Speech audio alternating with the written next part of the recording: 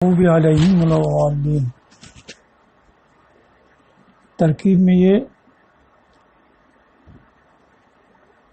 صراط الذین انعمت علیہم جو الذین ہے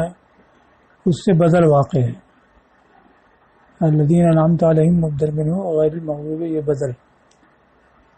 دوسری ترکیب کی یہ صفت ہے اس کی، الذین موصوف اور یہ اس کی صفت۔ اب یہ غیر و بدل واقع ہوگا تو اس کو کہا کہ یہ الذین سے بدل ہے اس معنی کر کے کہ منعم علیہم وہی ہے جو غضب اور ضرار سے سلامت رہے۔ تو غیر المغضوب سے غیر کا معنی تو مغائر کا ہوتا ہے، تو خالی مغائر ہونا یہ مقصود نہیں ہے، بلکہ جب مغضوب کے مغائر ہوں گے تو وہ غضب سے سلامت بھی ہوں گے، تو اس وجہ سے غضب سے ضلال سے سلامت ہونا یہ مقصود ہے۔ تو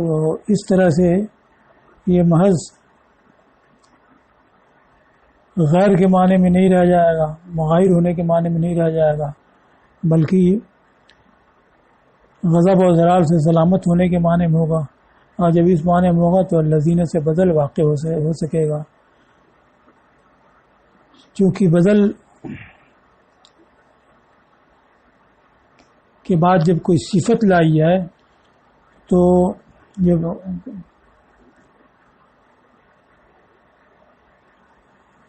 بدل کے بعد جب کوئی موصوف لایا جائے تو اس کے بعد اس کی صفت ہونی چاہیے، جیسے لنصفعن بالناصیۃ ناصیۃ کاذبہ، تو وہ صفت موصوف یہاں ہے نہیں، تو اس وجہ سے اس کے بیان کیا کہ غیر بمعنی مغائر ہوگا، مغائر جب ہوں گے تو سالم ہوں گے غضب و ضلال سے، تو اس طرح سے اس کا بدل ہونا صحیح ہو جائے گا۔ یا یہ کہ الذین موصوف ہو اور غیر المغضوب یہ اس کی صفت مبینہ یا صفت مقیدہ۔ صفت مبینہ اس طرح سے کہ الذین انعمت علیہم سے مراد مومنین ہو جو ایمان میں کامل ہیں، تو مومنین کاملین جب مراد ہوں گے تو وہ دنیا اخروی انعام والے ہوں گے، اور دنیا میں سے جو نعمت ان کو اخروی نعمت تک پہنچانے والی ہے اس والے بھی ہوں گے، تو وہ ہر طرح سے منعم علیہ ہوں گے، یعنی ایمان کے لحاظ سے عمل کے لحاظ سے وہ کامل ہوں گے اور آخرت میں نعمت پانے والے ہوں گے۔ تو غیر المغضوب علیہم ولا الضالین اس کی صفت مبینہ ہے، یعنی اس کو واضح کر رہی ہے، اور صفت مقیدہ یعنی وہ عام ہو یہ اس میں تخصیص کرے، تو اس کو کہا اعلیٰ معنی انہم جمعوا بین النعمت المطلقہ و یہ نعمت الایمان و نعمت السلامہ من الغضب والضلال، کہ صفت مقیدہ اس طرح سے بنا سکتے ہیں کہ انعمت علیہم سے کامل انعام والے مراد نہ لیے جائیں، کامل مومنین نہیں، بلکہ مطلق انعام والے جن کو نعمت ایمان حاصل ہوئی، تو اس میں فاسق بھی داخل ہوں گے، اور ان کا راستہ مطلوب ہے نہیں، اس وجہ سے اس میں تخصیص کے لیے یہ آیا غیر المغضوب علیہم ولا الضالین، تاکہ فاسقین اس سے نکل جائیں، تو اس طرح سے یہ صفت مخصصہ بن جائے گی، یا صفت مقیدہ ہے اس معنی کر کے کہ یہ جامع ہے یہ نعمت مطلقہ کے جو نعمت ایمان ہے اور غضب اور ضلال سے سلامتی کے نعمت کے۔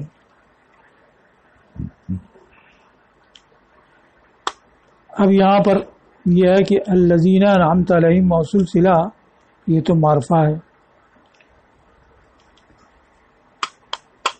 اور غیر اور مثل ایسے الفاظ ہیں جو معرفہ کی جانب اضافت کے بعد بھی معرفہ نہیں ہوتے، جیسے یعنی غیر کا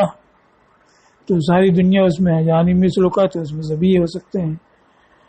تو یہ مثل کا میں معرفہ کی طرف اضافت تو ہے مگر اضافت کے بعد بھی معرفہ نہیں ہوا، ایسی غیر کا یہ بھی معرفہ کی طرف مضاف ہے مگر اضافت کے بعد بھی معرفہ نہیں ہوا۔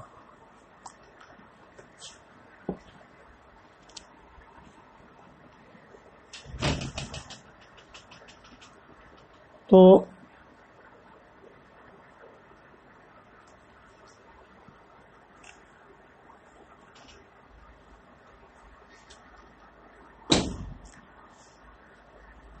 ہاں جب یہ معرفہ نہیں ہو تو غیر المغضوب میں غیر یہ مضاف ہے المغضوب کی طرف، اور اضافت کے بعد بھی معرفہ نہیں ہوگا۔ جب یہ معرفہ نہیں ہوگا تو الذین کی صفت کیسے بنے گا، چاہے مبینہ بنے چاہے مقیدہ، مگر صفت کیسے بنے گا، یہ اعتراض ہے۔ تو اس کے لیے کہا کہ اس میں دو میں سے کوئی ایک تعویل ہوگی۔ ایک تو یہ ہے کہ الذین انعمت کو نکرہ کے قائم مقام کیا جائے،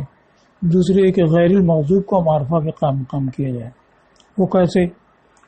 کہ جس طریقہ سے معرب باللام ایک تو ہوتا ہے جس میں الف لام عہد کے لیے ہو، پھر اس کے بعد الف لام جنس کے لیے ہو، جنس کا کوئی فرد غیر معین مراد ہو جس کو لام عہد ذہنی کہتے ہیں، پھر یہ ہے کہ حقیقت جنس مراد ہو، یا یہ ہے کہ استغراق مراد ہو۔ تو یہاں استغراق تو مراد ہے نہیں کہ ہر فرد منعم علیہ کا راستہ، بلکہ یہاں پر جنس کا فرد غیر معین مراد ہے، اور جب جنس کا فرد غیر معین مراد ہو تو وہ نکرہ کی قوت میں ہوتا ہے، جیسے معرب باللام اخاف ان یاکلہ الذئب، تو الذئب سے کوئی خاص کوئی ماحود خارجی مراد نہیں ہے، نہ تمام افراد مراد ہیں، مطلق کوئی فرد غیر معین مراد ہے۔ تو جیسے معرب باللام ہوتا ہے ویسے موصول صلہ بھی مل کر کے یہ معرفہ ہوتے ہیں، اور اس میں بھی وہ حالتیں ہوتی ہیں کہ موصول صلہ جیسے یا تو کوئی ماحود خارجی مراد ہو، یا ایک کوئی جنس مراد ہو، یا استغراق مراد ہو، یا فرد غیر معین مراد ہو۔ یا فرد غیر معین مراد ہوگا تو اس صورت میں یہ نکرہ کی قوت میں ہوگا، جب نکرہ کی قوت میں ہوگا تو غیر المغضوب اس کی صفت بن سکے گا۔ یہ ایک صورت ہوئی کہ الذین انعمت علیہم، چونکہ یہاں منعم علیہ کے فرد غیر معین مراد ہے، اور جب فرد غیر معین مراد ہے تو یہ نکرہ کی قوت میں ہوا، اور جب نکرہ کی قوت میں ہوا تو یہ غیر المغضوب جو نکرہ ہے اس کی صفت بن سکتا ہے۔ دوسری تعویل یہ کہ غیر کی اضافت جب ایسے امر کی طرف ہو جس کی ایک ہی ضد ہے تو معین ہو جاتا ہے، جیسے غیر ساکن معین ہو گیا متحرک، غیر متحرک کہا جائے تو معین ہو گیا ساکن، غیر حرکت تو اسے سکون ہو، ایسے غیر وجود سے غیر عدم سے وجود متعین ہو جاتا ہے۔ تو جب غیر ایسے لفظ کی طرف مضاف ہو جس کی ایک ہی ضد ہے تو اس وقت یہ معرفہ ہو جاتا ہے، اور یہ مغضوب کی طرف مضاف ہے اور اس کی ضد وہی منعم علیہ ہے، لہذا یہ معرفہ ہو جائے گا، اور جب معرفہ ہو گیا تو الذین کی صفت بن سکے گا۔ تو یہ جس طریقہ سے کہ معرب بلام عہد ہوتا ہے، بلام عہد ذہنی ہوتا ہے، تو معرف ہونے کے لحاظ سے وہ معرفہ کی حیثیت رکھتا ہے، لیکن اس کا فرد غیر معین ہونا مراد ہونے کے لحاظ سے وہ نکرہ کی حیثیت رکھتا ہے۔ تو ویسی موصول صلہ بھی ہے کہ الذین انعمت علیہم چونکہ غیر معین فرد مراد ہے لہذا نکرہ کی قوت میں ہے، تو غیر المغضوب یہ اس کی صفت بن جائے گا، اور دوسرے کہ غیر معرفہ کی قوت میں ہے۔ تو اس کو کہا کہ یہ غیر الذین کی صفت بنے، یہ دو تعویلوں میں سے کسی ایک سے ہی صحیح ہوگا۔ وہ دو تعویلیں کیا ہے؟ اجراء الموصول مجرى النکرہ، الذین جو اس میں موصول ہے یہ نکرہ کے قائم مقام کیا جائے، اذا لم یقصد به معہود، جبکہ اس سے کوئی معہود یعنی معہود خارجی مقصود نہ ہو، کل محلہ فی قولہ ولقد امر علی اللئیم یسبنی فمضیت ثمۃ قلت لا یعنینی،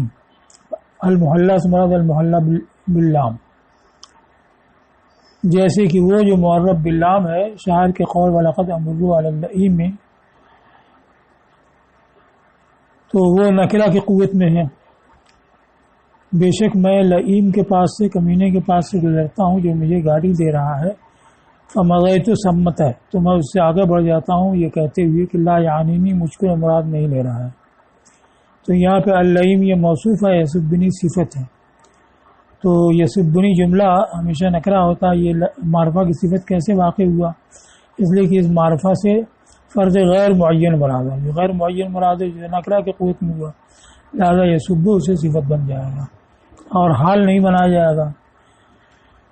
کہ معرفہ کے بعد یہ سبو کا حال بنایا جائے، کیونکہ یہ اس میں اس کی مدح نہیں ہے کہ ایک مخصوص حالت میں اپنی کرم اور وقار کو بیان کر رہا ہے۔ اس کو تو یہ بیان کرنا ہے کہ برابر یہ ہوتا رہتا ہے کہ میں کسی لعین کے پاس سے گزرتا ہوں، وہ مجھ کو گالی دیتا ہے، لیکن میں کہتا ہوں کہ کسی اور کو گالی دے رہا ہے، میں آگے بڑھ جاتا ہوں۔ اور یہ سبو جو حال بنائیں گے تو اس کا مطلب ایک مخصوص حالت میں ایسا ہوتا ہے کہ یہ آگے بڑھ جاتا ہے اور کہتا ہے کہ میں مجھ کو نہیں مراد لے رہا ہے۔ اس وجہ سے یہ سبو جو ہے اللعین کی صفت ہی بنے گا، تو اللعین معرب باللہ میں موجود اس کے یہ سبو اس کی صفت ہو گیا۔ اس وجہ سے کہ یہ معرب باللہ فرد غیب نکرہ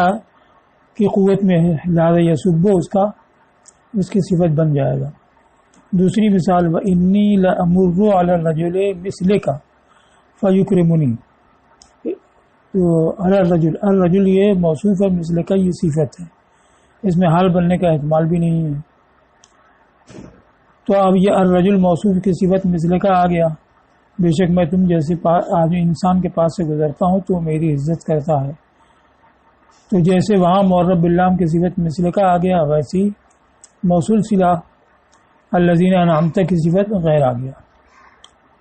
دوسری تعبیر یہ کہ غیر کو اضافت کی وجہ سے معرفہ بنایا جائے، اس وجہ سے کہ یہ مضاف ایسی چیز کی طرف جس کی ایک ہی ضد ہے، وہ ہے منعم علیہم۔ تو اب جب ایک ہی ضد ہے تو یہ متعین ہو جائے گا، جیسے غیر سکون سے حرکت متعین ہے۔ اب جب یہ متعین ہو گیا تو معرفہ ہو جائے گا، معرفہ ہو جائے گا تو الذین کی صفت بن سکے گا۔ یہاں تک ہو گیا۔ عن ابن کثیر، یعنی ابن کثیر سے ایک روایت یہ ہے، ان کی قراتیں مشہورہ متواترہ نہیں ہے، تو ان سے ایک روایت یہ ہے کہ یہ غیر منصوب ہے حال ہونے کی وجہ سے، ضمیر مجرور سے، اور عامل انعمت ہے، تو غیر المغضوب علیہم یہ قرات شاذہ میں آیا ہے۔ اب وہ ترکیب کیا ہوگی کہ علیہم میں یہ ہم ہے وہ ذوالحال ہے، اور غیرہ یہ اس سے حال ہے۔ اب ذوالحال اور حال میں عامل کون ہوگا، تو اس کو بیان کیا کہ انعمت عامل ہوگا، تو غیر المغضوب جو غیرہ ہے اس میں بھی انعمت عامل ہوگا، اور ہم جو ذوالحال ہے تو اس میں بھی اعلیٰ کے واسطے شامل ہوگا، کیونکہ صلہ حرف جر جو ہے وہ فعل کا اثر اپنے ماں باپ تک یعنی مجرور تک پہنچاتا ہے، تو اعلیٰ کے واسطے سے انعمت اس میں عامل ہے، تو ذوالحال میں وہی انعمت عامل ہے اور غیر میں بھی وہی عامل ہے۔ دوسری ترکیب یہ ہو سکتی ہے کہ آنی مقدر ہو، آنی غیر المغضوب، اس طرح سے وہ منصوب ہو، یا استثناء کی وجہ سے کہ غیر استثناء کے لیے آیا ہے اس لیے منصوب ہے۔ تو اب استثناء کیسے ہوگا؟ استثناء تو وہی ہوتا ہے جہاں کی مستثنیٰ منہ میں داخل ہو جائے، اگر استثناء نہ ہو تو اس کو کہا کہ استثناء کی وجہ سے منصوب ہے اگر نعمتوں کی تفسیر، نعم کی تفسیر اس سے کی جائے جو دونوں فریقوں کو عام ہو، دونوں قسموں کو عام ہو، یعنی نعمت سے مراد نعمت دنیوی، نعمت اخروی سب لی جائے، تو انعمت علیہم سے مراد کہ جن کے اوپر کوئی بھی نعمت دنیوی ہوئی یا نعمت اخروی ہوئی، تو نعمت دنیوی تو سبھی کے اوپر ہوئی ہے اور سب کے کا راستہ مطلوب نہیں ہے، تو استثناء کیا گیا، مگر وہ جو مغضوب اور ضال ہیں تو استثناء کی وجہ سے وہ جن کو صرف نعمت دنیوی ملی اور نعمت اخروی حاصل نہیں وہ اس سے خارج ہو جائیں گے۔ تو انعمت سے مراد لے مطلق نعمت جو دنیوی ہو اور اخروی ہو، اور سب کا راستہ مطلوب ہے نہیں، بلکہ انہی کا جو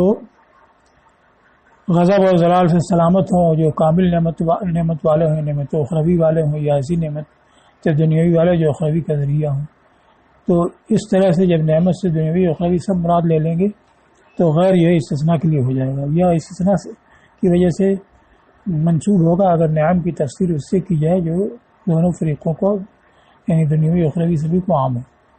اب یہاں مغضوب آیا غیر المغضوب علیہم ولا الضالین،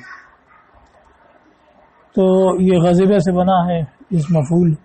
تو غضب کا معنی سوران النفس عند ارادۃ الانتقام، نفس کا بھڑکنا انتقام کے ارادے کے وقت، اور یہ پہلے الرحمن الرحیم کے تحت بتایا ہے کہ اسماء اللہ تعالیٰ تو خضو باعتبار الغایات، یعنی جو اسماء اللہ تعالیٰ کے حق میں صحیح نہیں ہو سکتے ہیں وہ غایت اور منتہا کے لحاظ سے لیے جاتے ہیں۔ تو غضب کا ایک مبدا ہوتا ہے دل کا بھڑکنا، نفس کا بھڑکنا، اور ایک منتہا ہوتا ہے ضرر پہنچانا، انتقام لینا۔ تو باری تعالیٰ کے حق میں یہی منتہا مراد ہوگا۔ فیضا اسند اللہ تعالیٰ، تو جب اللہ تعالیٰ کی طرف اس کی اسناد کی جائے تو اس سے مراد منتہا ہوگا۔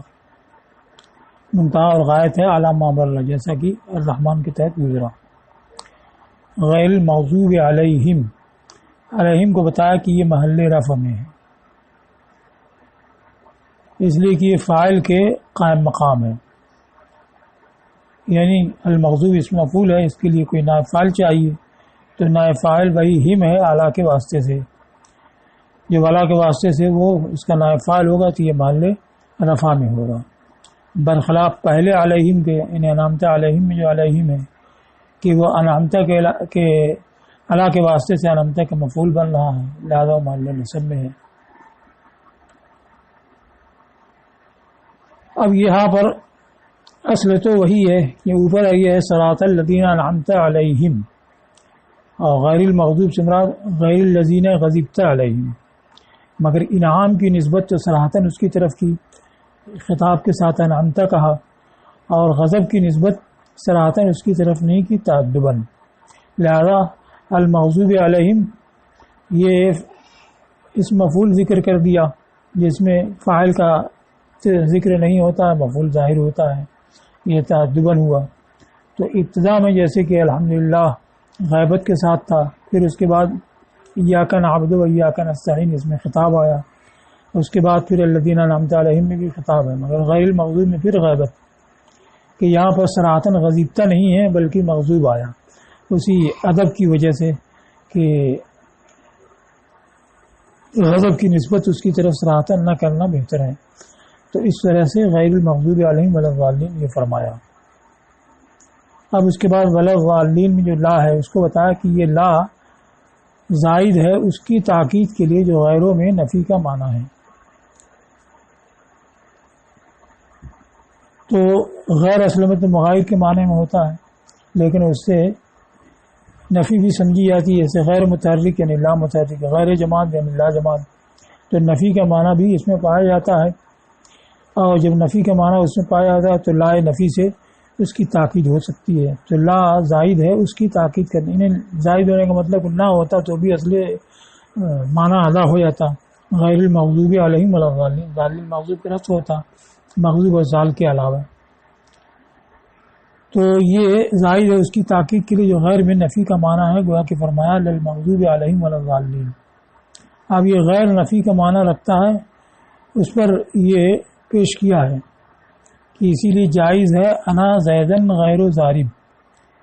اگرچہ ناجائز ہے انا زیدن مثل و ضارب۔ اصل ترکیب کیا ہے کہ انا غیر و ضارب زیدن،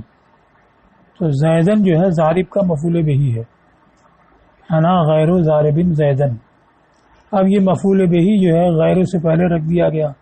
انا زیدن غیر و ضارب کہا گیا، تو مضافلہ کا عامل مضافلہ کا معمول مضاف سے پہلے نہیں آتا ہے، تو زیدن جو ہے یہ ضارب مضافلہ کا معمول، اب یہ غیر و مضاف سے بھی پہلے آ گیا تو یہ جائز نہیں ہونا چاہیے،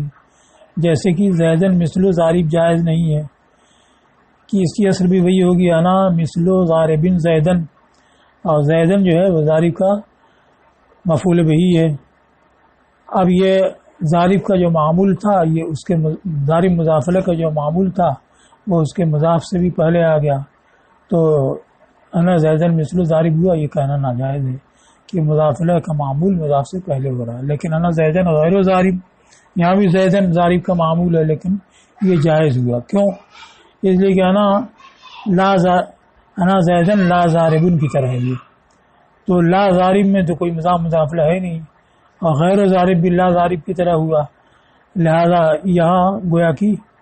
مضافلہ کا معمول مضاف سے پہلے نہیں ہے،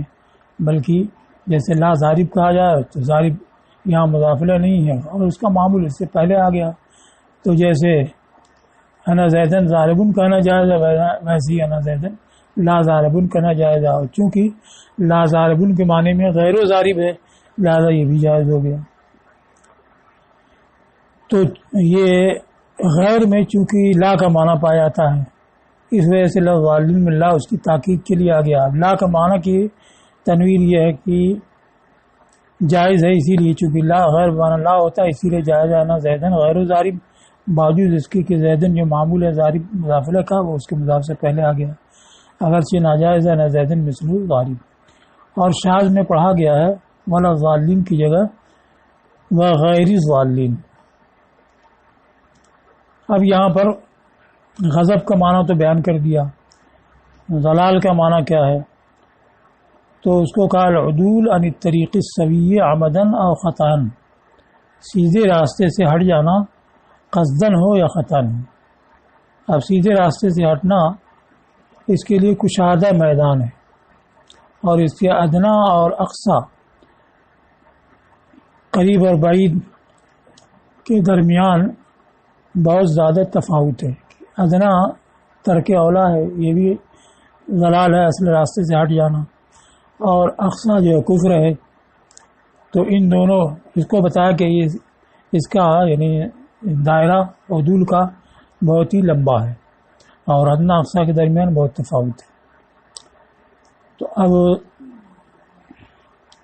مغضوب اور ضال سے مراد کون ہے تو حدیث میں جو آیا جس پہ ترمذی ابن حبان اور حاکم نے وغیرہ روایت کیا اور اس کو صحیح بھی قرار دیا ہے کہ مغضوب علیہم یہود ہیں اور ضالین نصارہ ہیں. تو اس کے لحاظ سے کہا گیا کہ مغضوب علیہم یہود ہیں لقولہ تعالی فمنہم نہیں ہے لقولہ تعالی فیہم. فیہم آیت کا جز نہیں ہے کیونکہ اللہ تعالیٰ نے ان کے بارے میں فرمایا ان یہود کے بارے میں فرمایا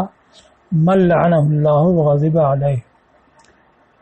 وہ جس کے اوپر کہ اللہ نے لعنت کی اور غضب فرمایا. تو یہ ان کے لیے مغضوب ہونے کا ذکر آیا ہے. تو اس وجہ سے مغضوب سے مراد یہود اور ضالین نصارہ ہیں اس لیے کہ اللہ تعالیٰ کے ارشاد ضالین قبل وغلوا کثیرا یہ پہلے ہی گمراہ ہوئی اور بہتوں کو گمراہ کیا. وقد روی مرفوعا اور یہ حدیث مرفوع کے طور پر مروی ہے کہ مغضوب سے مراد یہود ہیں اور ضالین سے مراد نصارہ ہیں. پھر کہا یتجہ ان یقال یتجہ یہ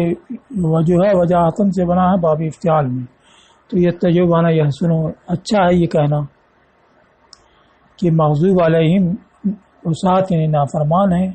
اور ضالین وہ جو خدا سے ناشنا ہیں. تو اب اس پر کلام ہے. ابن ابی حاتم نے کہا ہے کہ میں مفسرین میں سے کسی کو نہیں جانتا ہوں جس نے کہ مغضوب اور ضال کی تفسیر اس کے علاوہ کی ہو کہ مغضوب سے مراد یہود اور ضال سے مراد نصارہ ہیں اور حدیث مرفوع سے یہ ثابت ہے. تو اب اس تفسیر سے عدول کرنے کی کوئی وجہ نہیں ہے. لیکن جن لوگوں نے دوسری تفسیر کی ہے وہ یہ کہتے ہیں کہ تخصیص مراد نہیں ہے بلکہ تمثیل کے طور پر مغضوب و ضال یہود اور نصارہ کو بیان کر دیا گیا ہے اور یہ مراد نہیں ہے کہ ان کے علاوہ اس میں داخل نہیں ہے.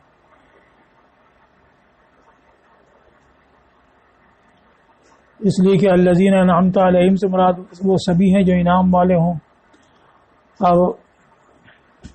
منعم علیہم سبھی مومنین ہیں. تو جن کے علاوہ جو بھی ہیں وہ مغضوب و ضال کے تحت آئیں گے خاص یہود و نصارہ نہیں. تو اس لیے کہا کہ یہ عمدہ ہے کہنا جیسے یہ امام راضی نے بیان کیا ہے اس کو مصنف نے لیا ہے کہ مغضوب علیہم اوساط نافرمان لوگ ہیں اور ضالین وہ ہیں جو خدا سے ناشنا ہیں. کیوں؟ اس لیے کہ منعم علیہم وہ ہیں جو ان کے اندر دو باتیں حاصل ہیں. ایک تو ان کو حق کی معرفت حاصل ہو لذاتی ہی کہ عقائد حقہ کی معرفت اس لیے ہوتی ہے کہ ان کو عقیدہ بنایا جائے اور اعمال صالحہ کی معرفت اس لیے ہوتی ہے کہ ان پر عمل کیا جائے. تو منعم علیہ کون ہوں گے جو عقائد حقہ رکھتے ہوں اور اعمال صالحہ کا علم رکھتے ہوں ساتھ ساتھ اس پر عمل بھی کرتے ہوں. تو معرفت حق ایک تو لذاتی یعنی عقائد حقہ کی معرفت عقیدہ بنانے کے لیے اور اعمال صالحہ کی معرفت عمل کرنے کے لیے ہوگی. تو ان دونوں کے جو جامع ہوں گے کہ عقائد حقہ کی معرفت بھی ان کو حاصل ہے اور عقائد اور اعمال صالحہ کی معرفت بھی حاصل ہے اور اس سے عمل بھی کرنے والے ہیں، وہی منعم علیہ ہوں گے۔ تو اب اس کے مقابل کیا ہوں گے کہ جس کی کسی ایک میں خلل ہو، یا تو عقیدہ درست نہ ہو یا یہ کہ عمل درست نہ ہو۔ تو جس کا عمل درست نہ ہوگا تو وہ فاسق ہوگا، اور فاسق جو ہے وہ مغضوب ہے، اور جس کا اعتقاد درست نہیں ہوگا تو وہ ضال یعنی راہ حق سے بہکا ہوا ہوگا۔ اس کو کہا ہے کہ اس لیے کہ منعم علیہ کے مقابل یہ آیا ہے، منعم علیہ وہ ہے جس کو توفیق ملے دونوں کو جمع کرنے کی، ایک تو معرفت حق کی معرفت اس کی ذات کے لیے، وہ معرفت الخیر، اور خیر کی معرفت اس سے عمل کے لیے۔ تو جو حق کی معرفت رکھتا ہو حق کے لیے اور خیر کی معرفت رکھتا ہو عمل کے لیے، وہی منعم علیہ ہو۔ تو اب اس کا مقابل من اختل احدی قوتہ العاقلہ والعاملہ، اور اس کا مقابل وہ ہوگا جس کی دونوں قوتوں میں سے کسی ایک میں خلل ہو۔ قوت عاقلہ یعنی وہی قوت نظری میں اس کے خلل ہو کہ اعتقاد صحیح نہ رکھتا ہو، یا قوت عملی میں خلل ہو کہ عمل صالح نہ رکھتا ہو۔ تو جو عمل میں خلل والا ہے وہ فاسق مغضوب علیہ ہے، اس لیے کہ باری تعالیٰ کا ارشاد ہے عمدن قتل کرنے والے کے بارے میں، ومن یقتل مؤمنا متعمدا فجزاؤہ جہنم خالدا فیہا وغضب اللہ علیہ۔ تو قصدن قتل کرنے والا وہ گنہگار ہوا، مرتکب کبیرہ ہوا، اس کے لیے غضب اللہ علیہ ہے کہ اللہ کو اس پر غضب ہوا۔ اور علم میں خلل والا جاہل گمراہ ہے، اس لیے ارشاد ہے فماذا بعد الحق الا الضلال، کہ حق کے بعد نہیں ہے مگر گمراہی۔ تو جو حق کی معرفت نہ رکھتا ہو تو گمراہی والا ہوگا، یہ کہا جا سکتا ہے کہ اس سے سبھی وہ جو گمراہ ہیں اور جو برے عمل والے ہیں وہ اس میں شامل ہیں۔ اور شاد میں پڑھا گیا ولضالین حمزہ کے ساتھ اس کی لغت پر جو اجتماع ساکنین سے بھاگنے میں کوشش کرنے والے ہیں۔ اصل میں یہ ہے کہ اجتماع ساکنین دو طرح کا ہے، ایک اجتماع ساکن لا حدی، ایک لا غیر حدی۔ تو ساکن کے بعد جب حرف مشدد آئے اسی کلمے میں تو یہ جائز ہے، اور یہاں اجتماع ساکنہ لا حدی ہے، جیسے حاجہ، تو حاجہ میں الف ساکن ہے، اس کے بعد جیم بھی ساکن ہے مگر ساکن مشدد ہے، تو یہ جائز ہے، اس کو اجتماع ساکنہ لا حدی کہتے ہیں۔ ویسے حجہ یہاں بھی ایک ہی کلمے میں ساکن کے بعد دوسرا ساکن مشدد آ رہا ہے تو وہ جائز ہے۔ تو ویسی والا غالین، تو غالین میں الف ساکن ہے، اس کے بعد لام ساکن ہے مگر ساکن مشدد ہے، تو ساکن کے بعد جب ساکن مشدد آئے تو یہ اجتماع ساکن لا حدی ہوتا ہے، یہ جائز ہوتا ہے، تو اس سے بھاگنے کی کوئی ضرورت نہیں ہے والا غالین سے۔ مگر جو اس سے بھی بچنا چاہتے ہیں کہ کسی طرح سے اجتماع ساکن نہ ہونے پائے، تو الف کو حمزہ سے بدل کر کے اس کو فتح دیتے ہیں اور پڑھتے ہیں ذالین حمزہ کے ساتھ ولا ذالین، اس کے لغت پر جو اجتماع ساکنہ سے بھاگنے میں کوشش کرنے والے ہیں۔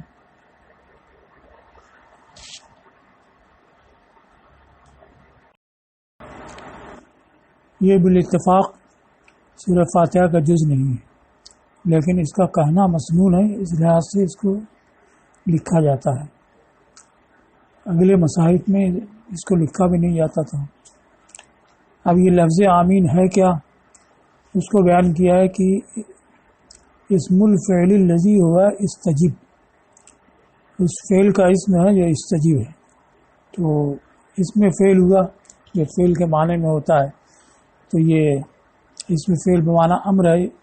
قبول کر کے معنی میں۔ اور حضرت ابن عباس رضی اللہ تعالیٰ عنہ سے مروی ہے کہ میں نے رسول اللہ صلی اللہ تعالی وسلم سے اس کا معنی پوچھا تو فرمائی افعل، ذکر الزائلئی ان اسنادہ واہن، یعنی سند اس کی واہی بہت کمزور ہے۔ اب یہ اسماء افعال مبنی ہوتے ہیں تو یہ بھی مبنی ہے، مبنی برفت۔ مبنی برفت کیوں ہوا؟ اس کو کہا جیسے اینا، یہ آخر کا ماقبل اس میں ساکن ہے، اگر آخر کو بھی ساکن کیا جائے تو اجتماع ساکنین ہو جائے گا، اور یہ اجتماع ساکنین جو مبنی میں ہوگا وہ لازم ہوگا۔ معرب میں جو ہوتا ہے تو وہ تو وقتی اور عارضی ہوتا ہے، جیسے زید، تو زید میں اجتماع ساکنین جو ہے، مگر یہاں ترکیب میں واقع ہوگا تو حرکت اس پر آ جائے گی، جہاں زید ورایت زید مرت زیدین کی طرح، لیکن مبنی تو ہمیشہ ایک حال پر رہتا ہے، تو اگر اس پر سکون دیا جائے تو اجتماع ساکنین یہ لازمی طور پر ہو جائے گا۔ تو ایسی جگہ یہ کرتے ہیں کہ جب آخر سے ماقبل ساکن ہے تو آخر کو کوئی حرکت دے دیتے ہیں، جیسے عینہ میں فتحہ دیا، جہرے میں آخر کو کسرہ دیا، حیثو میں آخر کو ضمہ دیا، حولائے میں لائے، تو یہاں بھی آخر کو کسرہ دیا ہے۔ تو یہاں پر فتحہ دیا گیا کیونکہ اخف الحرکات ہے، سکون سے قریب ہے، تو یہ مبنی برفت ہے عینہ کی طرح اجتماع ساکنین کی وجہ سے۔ اب یہ بتایا ہے کہ آمینہ اور امینہ دونوں آیا ہے، اس کے الف کا مد اور اس کا قصر، تو مد تو آمین ہوا اور قصر امین ہوا۔ اس بارے میں مجنون بنی عامر کا یہ مصرع ہے، وَيَرْحَمُ اللَّهُ عَبْدًا قَالَ آمینہ۔ اس کا قصہ یہ بیان کیا گیا کہ اس کے باپ لے کے گئے کعبہ کے پاس اور کہا کہ کعبہ کے پردوں کے تھام کو کہو کہ اللہم ارحنی من حب لیلا، تو اس نے کہا اللہم لا تسلبنی حبہا ابدا،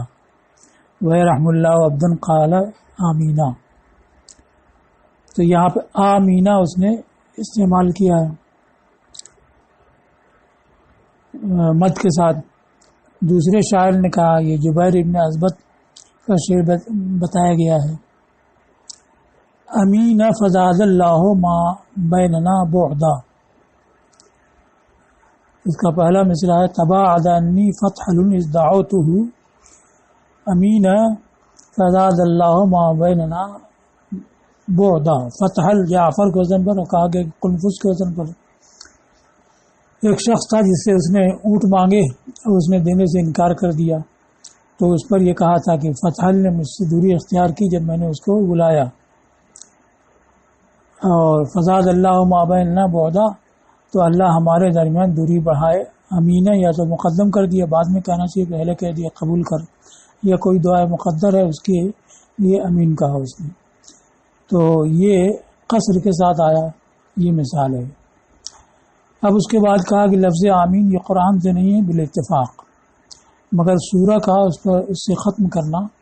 مسنون ہے۔ مسنون ہونے کی وجہ کہ حضور صلی اللہ تعالی وسلم کا ارشاد ہے، علمنی جبریل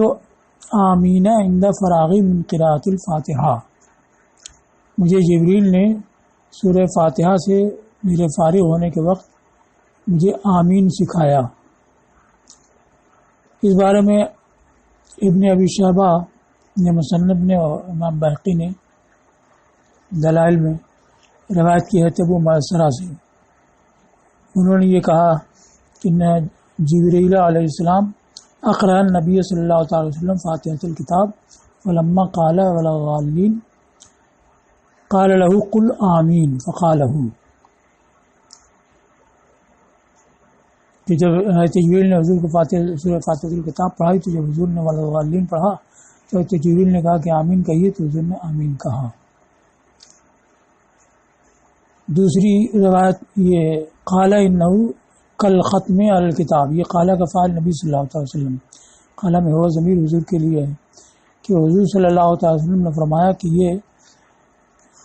کتاب خط پر مہر کی طرح ہے۔ اس بارے میں حدیث ابو داؤد کی روایت میں ابو زہیر نمیری سے ہے، انہوں نے فرمایا کہ انہ کتابع علی الصحیفہ، یہ آمین جو ہے صحیفہ پر مہر کی طرح ہے۔ اخبرکم عن ذلک، میں اس بارے میں تم کو خبر دیتا ہوں۔ اب اس میں یہ ہے کہ مرنا ذات لیلۃ خرجنا ذات لیلۃ مع النبی صلی اللہ علیہ وسلم فاتینا علی رجل الح فی المسئلہ، وقال رسول اللہ صلی اللہ تعالی وسلم اوجب ان ختم وقال رجل من القوم بما يختم قال بآمین. تو یہ قصہ بیان کی کہ ہم حضور صلی اللہ علیہ وسلم کے ساتھ ایک رات کو نکلے اور ایک ایسے شخص کے پاس سے گزرے جو سوال میں اصرار کر رہا تھا، یعنی بہت عزیزاری کے ساتھ دعا کر رہا تھا. تو حضور نے فرمایا کہ اوجب ان ختم ہے کہ اس نے واجب کر لیا، یعنی قبولیت کو اگر مہر لگائی. تو ایک شخص نے کہا کہ بما یختمو کس چیز سے مہر لگائے گا؟ تو فرمایا آمین سے. اور اسی معنی میں آیت علی رضی اللہ تعالیٰ عنہ کا قول ہے آمینہ خاتم رب العالمین خاتم بہ دعا عبدہ،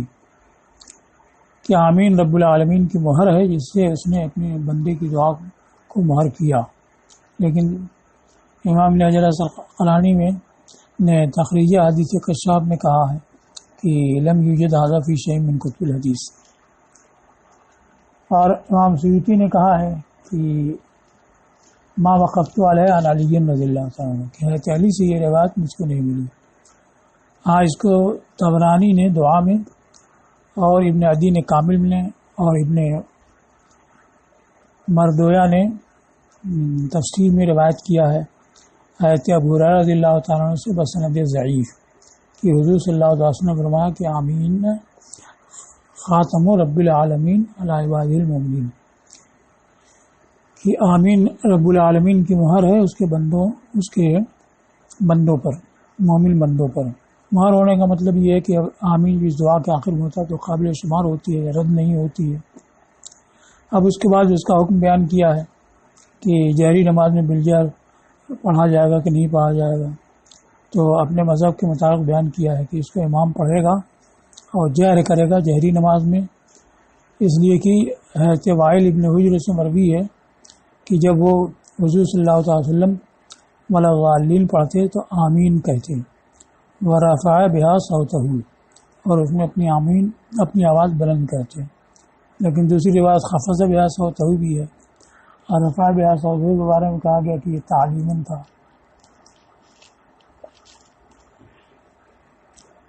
اور ہمارے علماء یہ کہتے ہیں کہ سرن اس کو کہے گا اس لیے کہ یہ دعا ہے، اور دعا کی اصل یہ ہے کہ آہستہ ہو دو ربکم تضرعا خفیہ. اور روایت بھی ہے عبداللہ ابن مسعود اور حضرت علی رضی اللہ تعالیٰ عنہ سے کہ وہ آمین کو جہر سے نہیں پڑھتے تھے. امام ابو حنیفہ سے روایت یہ ہے کہ اس کو نہیں پڑھے گا. یہ روایت ضعیفہ ہمارے نزدیک ہے، اور ایسے امام مالک کے نزدیک بھی ایک روایت یہ ہے کہ سرے سے نہ سرن نہ جہرن نہیں پڑھے گا. لیکن امام اعظم سے مشہور یہ ہے کہ اس کو آہستہ پڑھے گا،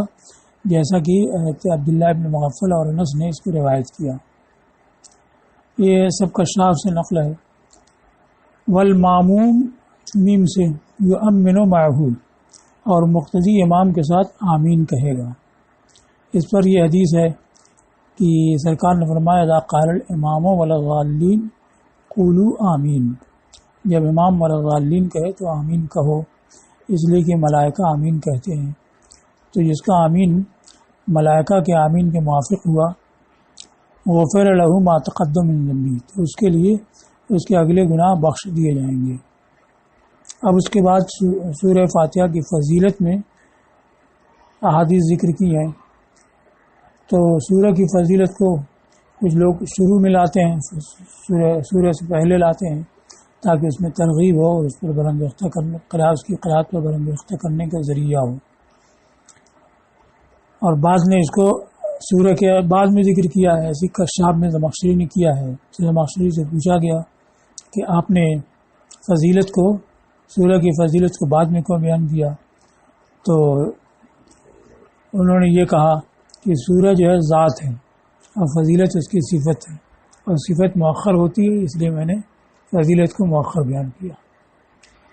اس بارے میں روایت ہے حضرت ابو ہریرہ رضی اللہ تعالیٰ عنہ سے رواه الترمذی کہ رسول اللہ صلی اللہ تعالی وسلم نے حضرت ابی ابن کعب سے فرمایا الا اخبرک بسورۃ، کیا میں تمہیں نہ بتاؤں ایسی سورہ کہ توریت اور انجیل اور قرآن میں اس کے مثل نازل نہیں ہوئی؟ قلت بلا. تو اب یہ ہے کہ اس میں سوال ہوتا ہے کہ ابی ابن کعب سے سرکار نے فرمایا، تو قل تو بلا، یعنی ابو ہریرہ روایت کر رہے ہیں کہ میں نے کہا کیوں نہیں، تو یہ بات بنتی نہیں ہے۔ لیکن معالم التنزیل میں امام بغوی نے اس کو اپنی سند سے روایت کیا ہے، اس میں صاف یہ ہے کہ قال ابی بلا، کیا ہے تو ابی بن کعب نے کہا کہ کیوں نہیں، تو وہی مراد ہے۔ اور یہ اس میں اختصار ہے کہ قال ابی قلت بلا، اس میں قال ابی کا حذف کر دیا، قلت بلا کو ذکر کیا ہے۔ میں نے کہا کیوں نہیں یا رسول اللہ نے بتائیے ایسی سورہ کو، تو فرمایا کہ فاتحۃ الکتاب، وہ سورہ فاتحۃ الکتاب ہے، یہی سبع مثانی اور قرآن عظیم ہے جو مجھ کو عطا کیا گیا ہے، جیسا کہ سورہ ہجر میں آیا وَلَقَدْ آتَيْنَاكَ سَبْعًا مِنَ الْمَثَانِي وَالْقُرْآنِ الْعَظِيمِ۔ حضرت ابن عباس رضی اللہ تعالیٰ عنہما سے روایت ہے، رواہ مسلم، انہوں نے فرمایا کہ اس درمیان رسول اللہ صلی اللہ علیہ وسلم کے پاس بیٹھے ہوئے تھے کہ ان کے پاس ایک فرشتہ آیا، تو اس فرشتے نے کہا ابشر بنورین اوتیتہما، آپ کو خوشخبری ہو دو نوروں کی جو آپ کو دیے گئے، لم یوتہما نبی قبلک، آپ سے پہلے کسی نبی کو یہ نہیں دیے گئے، ایک تو فاتحۃ الکتاب، دوسرے سورہ بقرہ کی آخری آیت ہیں۔ آپ اس میں سے کوئی حرف نہیں پڑھیں گے مگر اس کو الا اعطیتہ، مگر وہ آپ کو دیا جائے گا، یعنی اس کا ثواب دیا جائے گا۔ تو قرآن کی ہر سورت کلمہ، ہر کلمہ کے بارے میں یہی ہے کہ اس کا ثواب دیا جائے گا۔ اب اس میں یہ ہے کہ خصوصیت کے ساتھ دیا جائے گا۔ اب دوسری فضیلت ہے حذیفہ ابن یمان سے یہ روایت ہے،